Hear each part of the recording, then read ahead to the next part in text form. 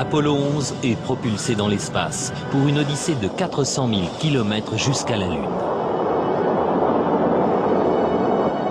Pendant leur voyage de 8 jours, les astronautes d'Apollo 11 ont pu contempler des vues spectaculaires de la Terre tout en flottant en apesanteur. Et on prétend qu'ils sont allés là où personne n'était jamais allé.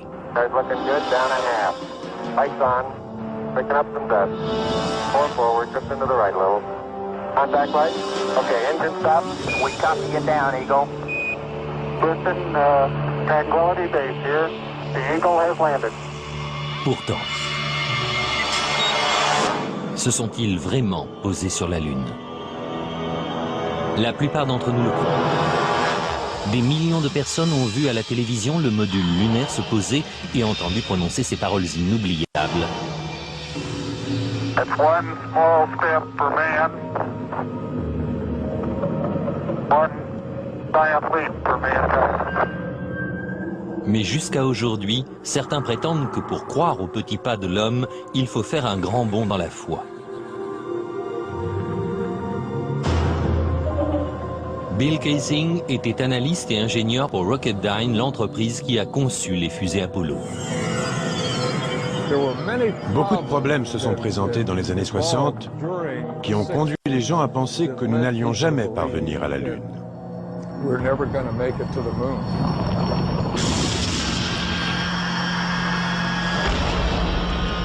Il y a 30 ans, Bill Kaysing regardait avec le reste du monde Apollo se poser sur la Lune. Mais ce qu'il a vu à la télévision après son expérience à Rocketdyne l'a laissé sceptique. À l'époque, tout ça m'a paru bidon. Je pense qu'intuitivement, je savais que ce qu'on nous montrait n'était pas vrai. En étudiant les images de plus près, il fut choqué de trouver plusieurs invraisemblances. Kaysing remarqua que malgré la clarté de l'espace, les étoiles faisaient défaut dans le noir ciel lunaire.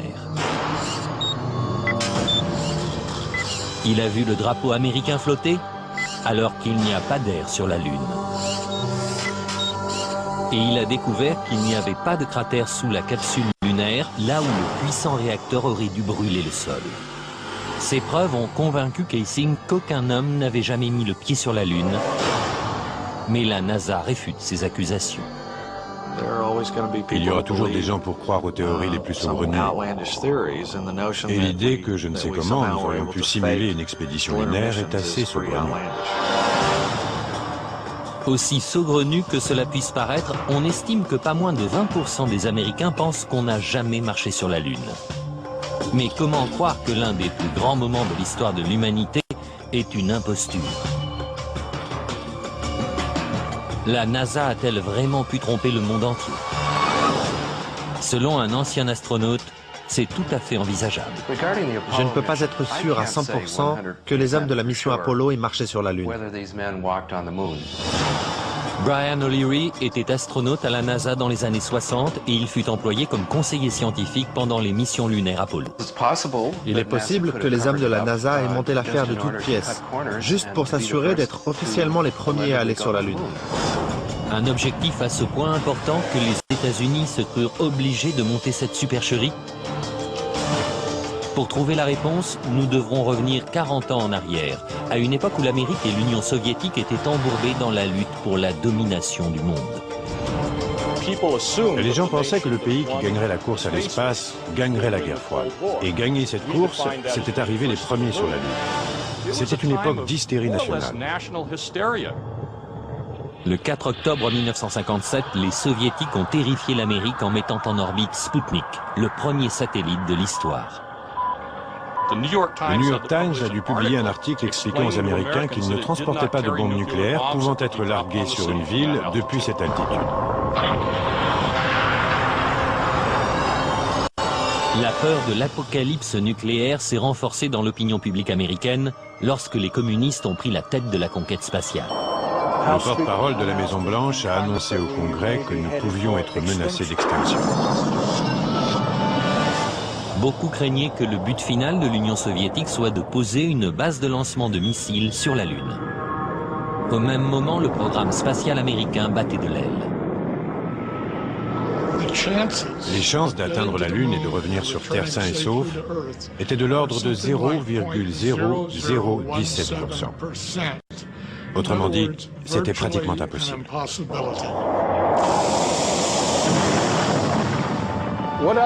Ce qui s'est vraiment passé d'après moi, c'est que dans les années 60, on s'est dit, ce qu'on ne peut pas faire, on peut toujours le feindre.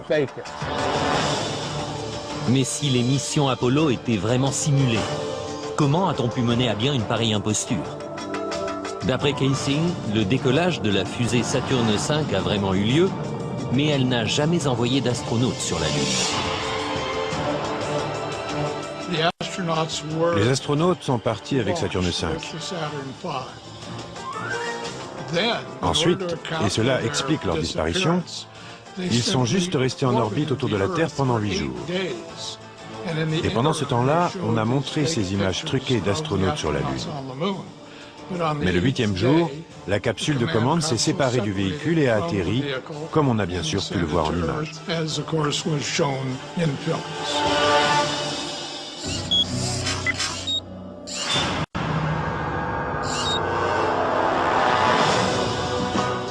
En 1968, cette théorie a inspiré le film Capricorn One, dans lequel le gouvernement tente de tromper le monde en simulant une mission sur Mars. We do not claim this planet in the name of America. We claim it in the name of all the people of the planet Earth. Les images d'Apollo sont d'ailleurs étrangement similaires à celles du film. Le producteur Paul Lazarus suggère que l'intrigue du film relève plus de la réalité que de la fiction. Je pense que la NASA avait les moyens de mener à bien la plus grande imposture de tous les temps. Elle pouvait recréer la scène dans un studio de télévision sans jamais envoyer personne sur la Lune. Je pense que c'était réalisable à l'époque. La technologie le permettait. The footing is solid. Surface seems powdery. Surface is fine and powdery. I can kick it up loosely with my toe. Dans le film, on a fait ce qu'on a pu avec seulement 4 800 000 $.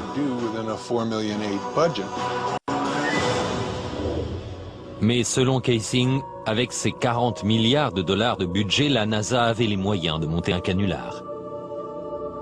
Je crois que l'État et la NASA ont simulé l'alunissage tout simplement parce qu'il était techniquement impossible d'y parvenir. Ils ont dû trouver une solution de rechange pour l'opinion publique.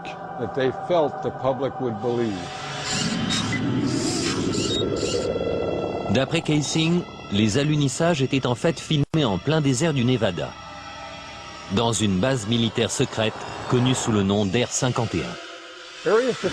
L'Air 51 est l'un des sites les plus secrets des États-Unis. Si on y pénètre à la recherche d'informations, on peut très bien être descendu sans autre forme de procès. Des photos de l'Air 51 prises par un satellite espion russe révèlent non seulement une série de hangars qui ressemblent à des studios de cinéma, mais aussi des portions de terrain désolées qui ressemblent à la Lune et sont comme par hasard couvertes de cratères. Comparez cette photo d'un cratère lunaire officiellement prise depuis l'orbite de la Lune par Apollo 10 avec cette photo satellite d'un cratère de l'Air 51. Les astronautes eux-mêmes ont remarqué la ressemblance entre les terrains. It has a stark beauty all its own. It's like much of the high desert of United States. Est-ce qu'on a vraiment pu faire croire à des milliards de personnes que le désert du Nevada était la Lune? Kaysing pense que c'est possible, et que c'est peut-être la vraie raison pour laquelle l'Air 51 est soumise à une telle quarantaine. C'est une base très secrète et pour cause. Sans l'ombre d'un doute, les décors lunaires sont encore là. Et s'ils y sont, on n'est pas prêt de pouvoir y jeter un coup d'œil.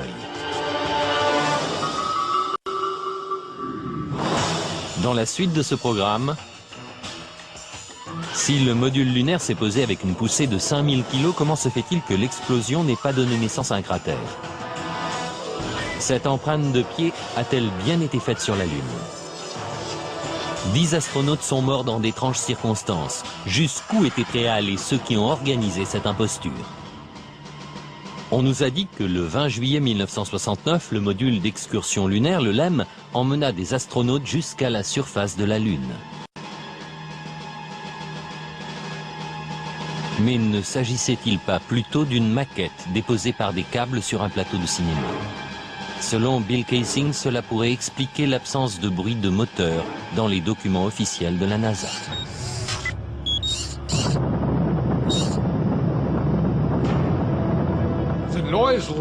Le bruit d'un moteur de fusée atteint les 140 ou 150 décibels. Autrement dit, c'est un bruit énorme. Comment serait-il possible d'entendre des voix d'astronautes dans le tumulte d'un moteur de fusée en marche? Picking up some dust. 30 feet, 2.5 down. Straight shadow. 4 forward, drift into the right a little. Contact light. Okay, engine stop. Est-ce une preuve que les images sont truquées? Qu'elles auraient été tournées en environnement contrôlé, ici, sur Terre? Quelques mois seulement avant cet événement historique, un prototype de LEM faisait un vol d'essai sur la base de l'armée de l'air d'Ellington. Pendant que des caméras de la NASA enregistrent le vol d'essai, Neil Armstrong se débat avec un engin indomptable. Finalement, à 100 mètres d'altitude, il finit par perdre le contrôle de l'appareil, mais réussit malgré tout à s'éjecter au dernier moment.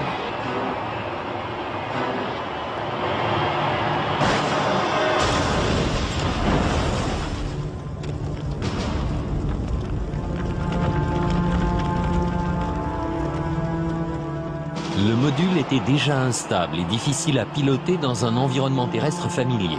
Comment aurait-il pu alors se poser parfaitement sur le terrain inconnu de la Lune? Le LEM avait un seul moteur principal. Et à part ça, il était muni d'un petit réacteur de propulsion et de 2 ou 3 petits réacteurs de poussée au-dessus. Les astronautes étaient censés contrôler l'altitude pendant la descente. Eh bien, je vais vous dire un secret. Si quelqu'un avait bougé d'un poil dans la cabine, ça aurait affecté l'équilibre des poids. Et elle se serait mise à basculer et à tourner sur elle-même.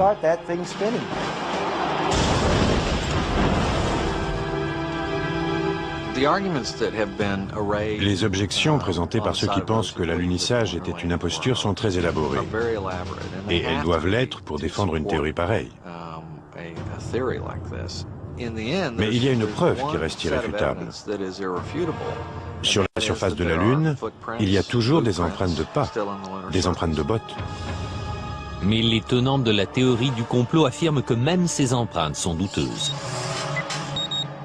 The surface appears to be very fine-grained as you get close to it. It's almost like a powder. Avoir à la fois un moteur aussi puissant qui balaye toute la poussière à la surface de la Lune et des empreintes de pas autour du module lunaire, pour moi, c'est une impossibilité. L'une après l'autre, les photos révèlent que la surface lunaire autour du LEM est couverte de traces de pas. Mais Kaysing dit qu'il y a quelque chose d'encore plus difficile à expliquer. Le fait que l'alunissage n'ait pas créé de cratère est pour moi l'une des preuves les plus concluantes en faveur de l'imposture. En fait, aucun cratère n'est visible lors des 6 alunissages.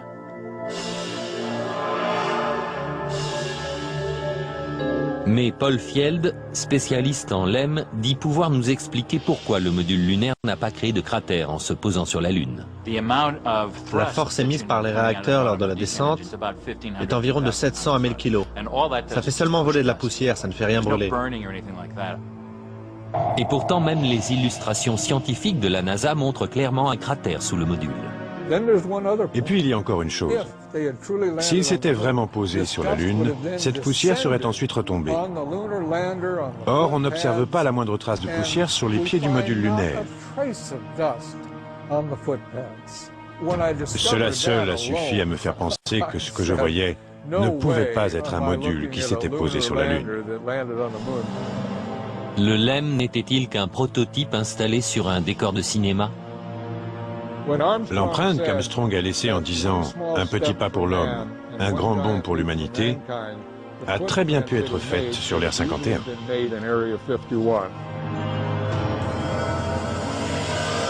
Kaysing remarque que le départ du LEM est encore plus suspect. Dans les images de la phase d'ascension, on ne voit pas la traînée de fumée qui devrait sortir du réacteur.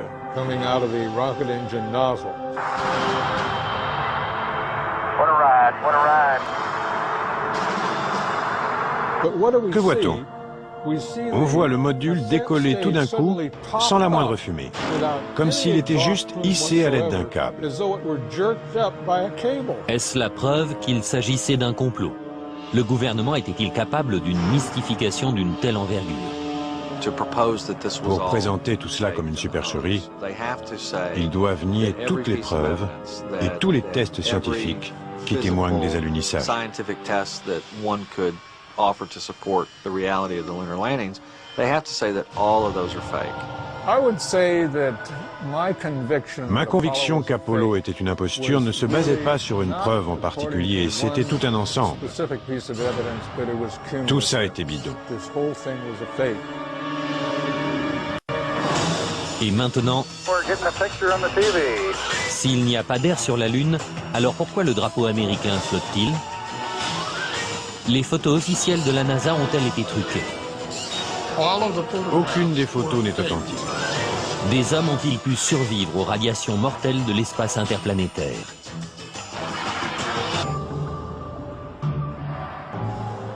Si les alunissages ont vraiment été filmés dans un studio de cinéma, alors où sont les preuves?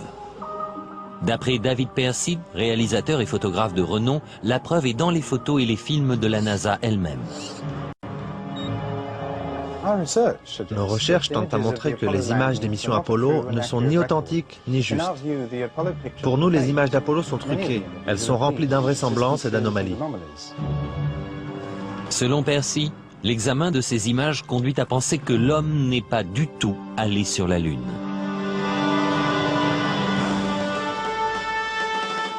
La célèbre image d'un homme faisant ses premiers pas sur la Lune. L'une des plus marquantes de notre histoire.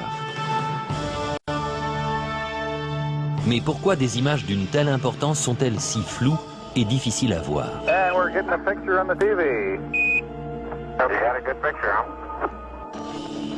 La NASA impute ses résultats à la technologie des années 60. Si l'on revient en arrière, la vidéo de la mission Apollo 11 est de bien mauvaise qualité selon nos standards actuels. Ce sont des images spectrales qui n'ont pas l'air très réelles. Cela est dû au transmetteur et à la caméra dont on disposait à l'époque pour la mission Apollo 11. Mais Bart Sibrel, journaliste d'investigation, pense que la NASA a volontairement brouillé les images. La NASA a orchestré l'imposture de façon tout à fait unique. Grâce à la télévision, ils étaient en mesure d'obtenir une image qu'ils contrôlaient complètement, en noir et blanc, avec du grain. Et cette image a persuadé tout le monde que l'homme avait marché sur la Lune. Nous n'avions aucune raison d'en douter. C'est triste à dire, mais c'est quelque chose de très facile à faire. Pour les tenants de la théorie du complot, ces images floues constituent une preuve supplémentaire.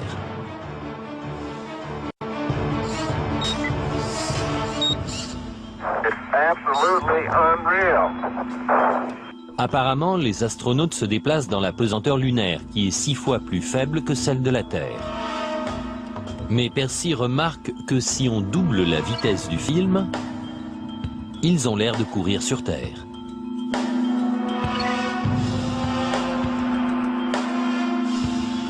Même chose avec le patrouilleur lunaire. En accéléré, on dirait qu'il se déplace sur Terre.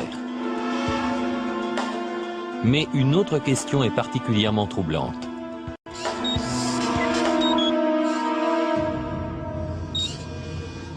S'il n'y a ni air, ni vent sur la Lune, pourquoi ce drapeau flotte-t-il? Si le drapeau flotte sur la Lune où il n'y a pas d'atmosphère, c'est qu'il y a eu un petit coup de vent sur l'Air 51 pendant le tournage. Ces astronautes seraient-ils vraiment en train de planter un drapeau dans le sol lunaire? Ou bien y a-t-il anguille sous roche? Et que penser des photographies? Pour certains, les encombrantes combinaisons spatiales auraient rendu extrêmement difficile la manipulation des appareils que les astronautes portaient sur leur poitrine. Jan Lundberg a conçu ces appareils. Une fois sur la surface lunaire, en tenue et avec l'équipement de survie, ils ne pouvaient pas voir les appareils. Ils ne pouvaient pas pencher leur tête assez bas. Ils n'avaient pas de viseur. Ils devaient viser en déplaçant leur corps.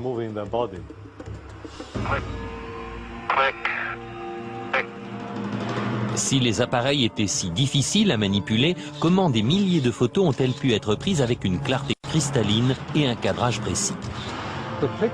En apparence, ces photos prises sur la Lune sont absolument parfaites. Mais en les examinant de plus près, Kaysing a fini par découvrir certains défauts. Des erreurs malheureuses ont été commises qu'aujourd'hui on commence à découvrir. Principal problème, l'éclairage.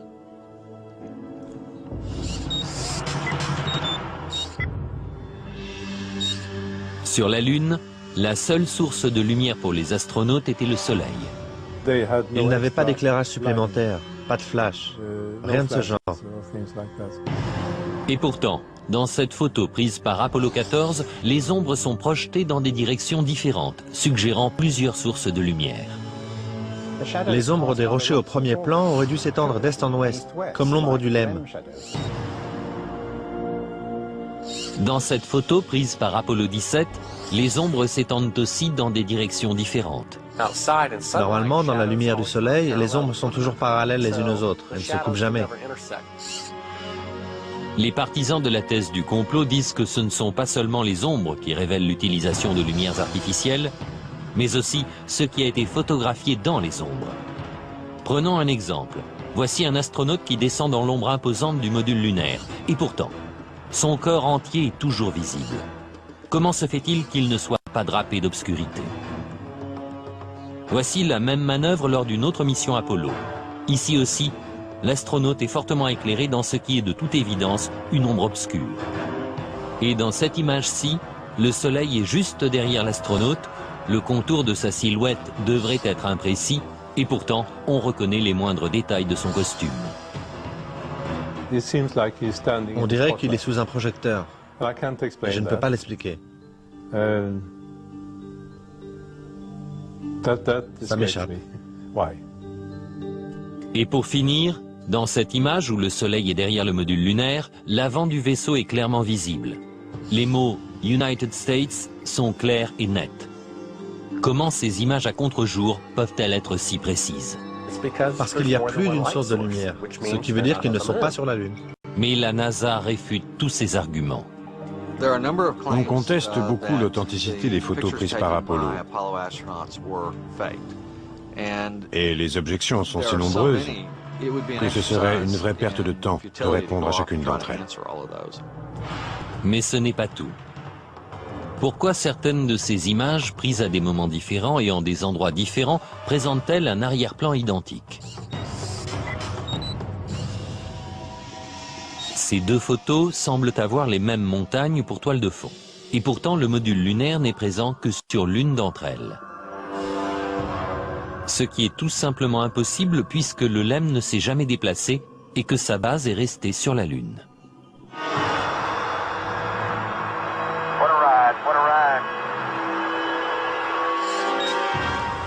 Certains pensent que la même toile de fond a été utilisée pour prendre deux photos tout à fait indépendantes. Les mêmes incohérences apparaissent dans la vidéo.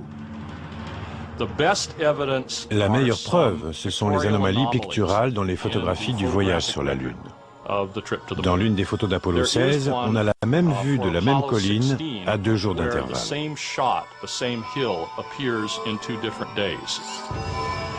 Cette vidéo a été prise lors de la première des excursions lunaires d'Apollo 16. Et celle-ci, le jour suivant, à un autre endroit. La NASA prétend que le deuxième site était à 4 km. Mais si l'on superpose les deux vidéos, les sites se révèlent identiques. Les partisans de la théorie du complot voient là une preuve que nous ne sommes pas allés sur la Lune. Pour leurs adversaires, c'est juste une erreur de montage. Les partisans de la thèse du complot soutiennent qu'un examen plus détaillé des photographies révèle des preuves de trucage.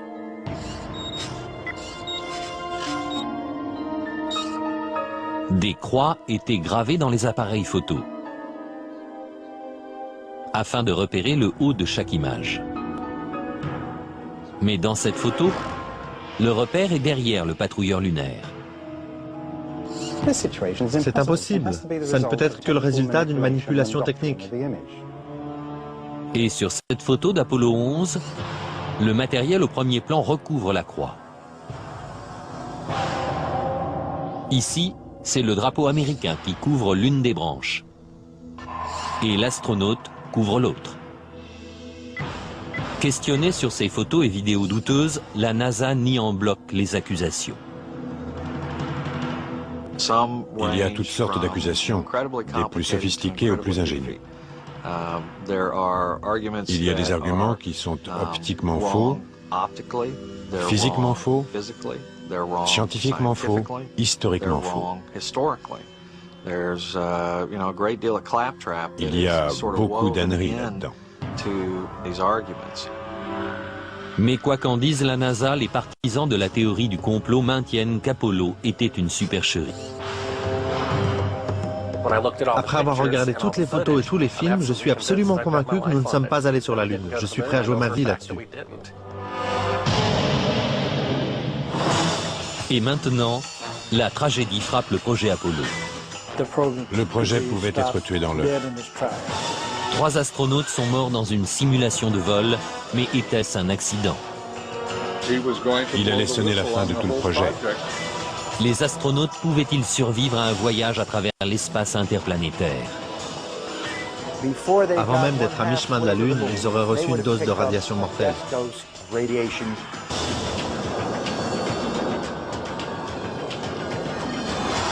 S'il y a vraiment eu complot, comment la NASA a-t-elle pu organiser une aussi vaste supercherie sans que quelqu'un ne tire la sonnette d'alarme de l'intérieur?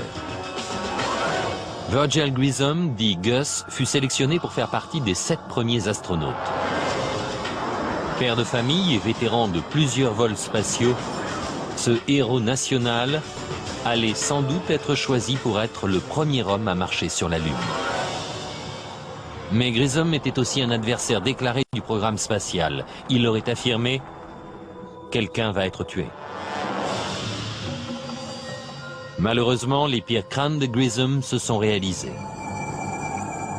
Le 27 janvier 1967, 2 ans avant le premier alunissage, Grissom et son équipe embarquèrent dans la capsule Apollo 1 pour une simulation grandeur nature. Les problèmes ont commencé presque immédiatement. D'abord avec les systèmes de communication.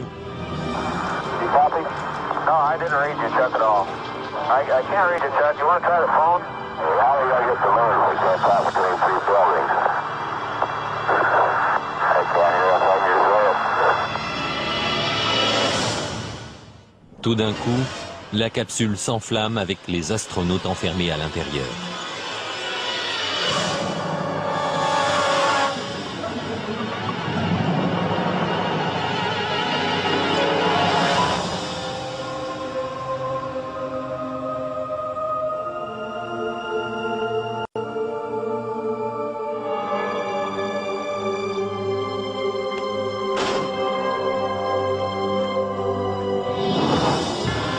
Gus Grissom, Ed White et Roger Chaffee ont perdu la vie avant même de quitter la rampe de lancement.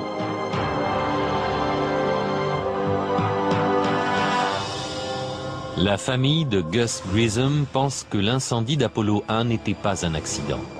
Je crois que c'était un sabotage volontaire. Je me demande encore ce qu'on a découvert au cours de l'enquête sur l'accident et ce qu'on en a fait, si la CIA était impliquée ou le FBI ou d'autres. Mais je sais que c'était volontaire. La famille de Grissom ne sait pas qui est responsable de sa mort ni pourquoi ça s'est passé. Mais ils disent que la NASA est au courant. Vous savez, Gus a donné sa vie pour ce programme et je pense que c'est à la NASA de nous donner une réponse directe sur ce qui s'est vraiment passé. Gus Grissom et les astronautes d'Apollo 1 furent-ils les victimes d'un accident tragique ou les a-t-on volontairement réduits au silence parce qu'ils en savaient trop? On ne le saura peut-être jamais, La cause de l'incendie reste mystérieuse et la capsule est toujours sous-scellée dans une base militaire. Mais Grissom ne fut pas le seul adversaire du projet Apollo à rencontrer une mort aussi suspecte que prématurée. Thomas Ronald Barron était inspecteur de la sécurité pendant la construction d'Apollo 1. Après l'incendie, Barron a affirmé devant le Congrès que le projet Apollo était tellement mal en point que les États-Unis n'arriveraient jamais sur la Lune. Il soutenait que ses opinions faisaient de lui une cible. Has there been any pressure on you by NASA? Nothing. We were, my wife and I were somewhat harassed at home when the first thing broke some time back, but it's going away now. Lors de son témoignage, Barron présenta un rapport de 500 pages donnant le détail de ses découvertes. On craignait vraiment que le programme soit étouffé dans l'œuf. Exactement une semaine après avoir témoigné, la voiture de Barron fut écrasée par un train. Barron, sa femme et sa belle-fille furent tués sur le coup.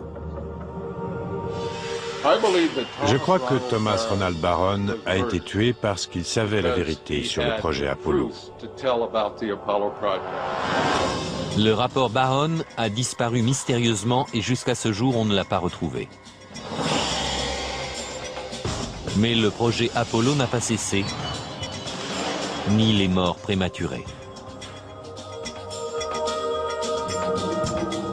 Entre 1964 et 1967, pas moins de 10 astronautes ont perdu la vie dans des accidents étranges, ce qui représente 15% des astronautes de la NASA.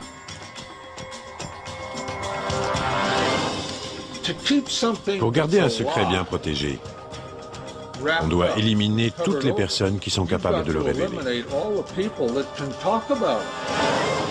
Le gouvernement aurait-il pu aller si loin et mettre au point une imposture aussi élaborée? Selon la NASA, c'est impossible. Il y avait probablement 250 000 personnes directement impliquées dans le projet Apollo et environ 500 000 indirectement.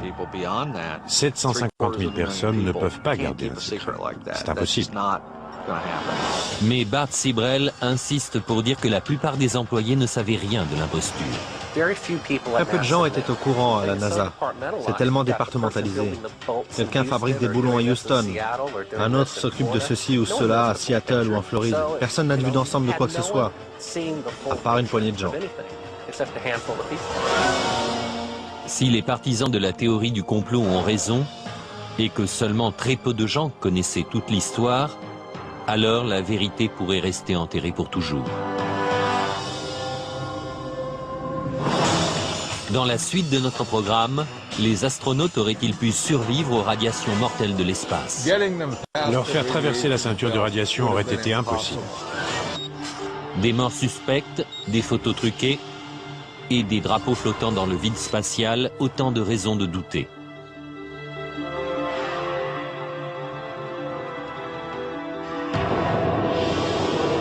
Mais certains pensent aussi que les astronautes n'auraient jamais survécu au voyage. Ils ne pouvaient pas aller sur la Lune à cause d'un phénomène que peu de gens connaissent, appelé ceinture de radiation de Van Allen. À 800 km de la surface terrestre, ces ceintures de radiation épaisses de plusieurs milliers de kilomètres entourent notre planète. Tout être humain traversant la ceinture de Van Allen serait tombé extrêmement malade ou aurait été tué par les radiations très peu de temps après. À part les missions Apollo, aucun vol habité n'a jamais tenté de traverser ces radiations mortelles. Toutes les missions habitées de l'histoire, Gemini, Mercury, Skylab, sont restées en dessous de la ceinture de radiation, à part celles qui sont allées sur la Lune. D'après le physicien Ralph Rennet, pour protéger les astronautes, la capsule aurait eu besoin d'un revêtement de plomb de 2 mètres d'épaisseur. Leur seule protection était une coque externe en aluminium, fine comme du papier, et leur combinaison faite en fibres de verre, d'aluminium et de silicone. En ce qui concerne les radiations, il est très intéressant de noter que les astronautes n'étaient protégés que d'un film d'aluminium très fin, alors que sur Terre, on nous recouvre d'un bouclier de plomb pour une radio des dents. Mais pour certains, même en ayant échappé à la ceinture de Van Allen, les astronautes auraient fini par être tués par des doses plus fortes encore rencontrées plus loin dans l'espace. En effet, des explosions violentes à la surface du Soleil, les orages magnétiques, remplissent l'espace d'une radioactivité intense. Un orage magnétique peut multiplier l'intensité des ceintures de radiation par 1000. D'après René, la mission Apollo 16 coïncide avec l'un des plus intenses orages jamais observés sur le Soleil. Une immense éruption a fait le tour du Soleil, la plus grande éruption du XXe siècle. Elle ne s'est pas arrêtée pendant 3 ou 4 jours, parcourant lentement toute sa surface. Bien que les effets des radiations soient terrifiants, la perte de cheveux, le cancer, les éruptions solaires n'ont fait aucun mal à l'équipage d'Apollo 16.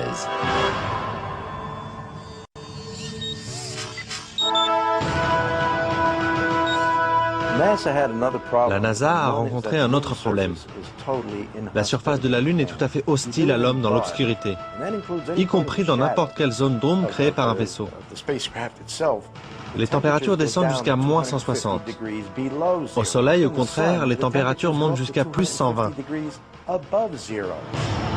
René affirme aussi que ces tenues spatiales avec un liquide de refroidissement intégré ne pouvaient pas protéger de la chaleur intense et des radiations.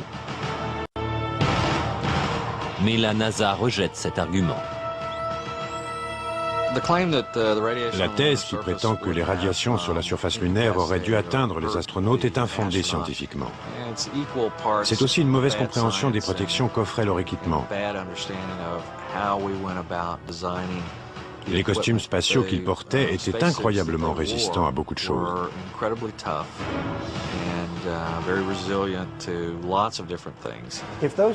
Si ces costumes sont aussi efficaces que ce que dit la NASA, alors qu'ils prennent un ou deux types, qu'ils les mettent sur le site radioactif de 3 Miles Island, en leur demandant de nettoyer tout ça. Mais ils ne peuvent pas le faire et ils ne le feront pas. Aucun des astronautes d'Apollo n'a jamais été atteint d'une maladie grave à la suite d'un voyage sur la Lune. Parce qu'ils n'ont jamais quitté l'atmosphère terrestre? C'est la principale raison pour laquelle les Russes n'ont jamais vraiment voulu envoyer des hommes sur la Lune. Était-ce la peur des radiations mortelles qui poussa les Russes à abandonner leur projet de voyage sur la Lune? D'après l'un de leurs principaux cosmonautes, ce facteur fut déterminant. Bien sûr, nous étions inquiets à l'idée de nous jeter dans l'inconnu de l'espace. Bien sûr, nous avions peur. Nous n'avions aucune idée des effets possibles de ces radiations sur l'être humain. Nous imaginions même qu'elles pouvaient pénétrer le vaisseau spatial lui-même.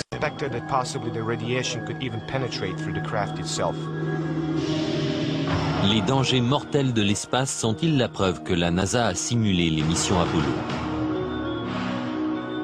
Jusqu'à ce jour, les Russes n'ont jamais envoyé d'hommes sur la Lune. Et les Américains ne prévoient pas d'y retourner. Maintenant que vous avez entendu les diverses théories et explications, croyez-vous que les États-Unis aient pu monter une telle imposture? Avec son budget de 40 milliards de dollars, le projet Apollo n'était-il rien de plus que le film le plus cher jamais réalisé? C'est ma conviction personnelle et j'y crois complètement après les années de recherche que j'ai accomplies là-dessus. La NASA n'a jamais envoyé aucun homme sur la Lune. Pour moi, une personne qui croirait que nous ne sommes pas allés sur la Lune est complètement toquée. Je veux bien qu'on me traite de toqué, de cinglé ou de fêlé. D'accord, mais pas sans avoir regardé les preuves, car les preuves abondent. C'est mon dernier mot. Les États-Unis sont allés sur la Lune dans les années 60 et 70. Fin de l'histoire. Y a-t-il un moyen de mettre fin à cette controverse une fois pour toutes? La seule chose sur laquelle les experts sont d'accord, c'est que la réponse se trouve à 400 000 km. Si la NASA s'est vraiment posée sur la Lune, alors des vestiges des 6 missions Apollo réussies sont restés sur place. Les structures porteuses d'LM, les patrouilleurs lunaires abandonnés, Même les drapeaux américains doivent reposer sur chaque site d'alunissage. J'aimerais simplement inviter la NASA ainsi que tous ceux qui la soutiennent à se munir du plus puissant des télescopes pour essayer de repérer un module lunaire. Si c'est le cas, je ne dirai plus un mot de tout ça. Mais s'il n'y a pas de module lunaire, je n'aurai plus rien à prouver. Mais il n'existe pas de télescope capable d'examiner la Lune avec une telle précision. Des témoins silencieux provenant des missions Apollo sont-ils toujours sur la Lune? À moins que la théorie du complot ne soit vraie. Dans 2 ans, le Japon enverra une sonde pour prendre des photos rapprochées de la surface de la Lune. Que trouveront-ils? En attendant, la question se pose toujours, a-t-on marché sur la Lune?